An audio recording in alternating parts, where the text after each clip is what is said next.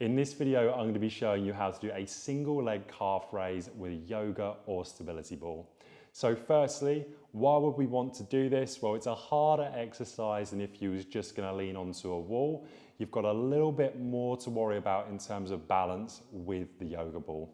So firstly, what you're going to do is you're going to take that yoga or stability ball that you're using and you're going to come into a position where it's on the top abs and the lower chest. Now you can place your hands like so on the yoga or stability ball. And what I'm going to do is I'm now going to flex the knee, get the balance, and then I'm going to bring that back leg, so in this case my left leg, up into my calf raise.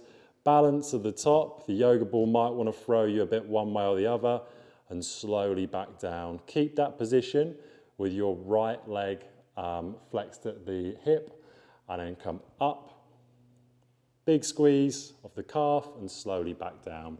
You would repeat this for your desired repetitions, and of course you'd do it on both sides so it was nice and even. You might have a particular side, however, you're rehabilitating. So that is how to do single leg calf raises with a yoga or stability ball.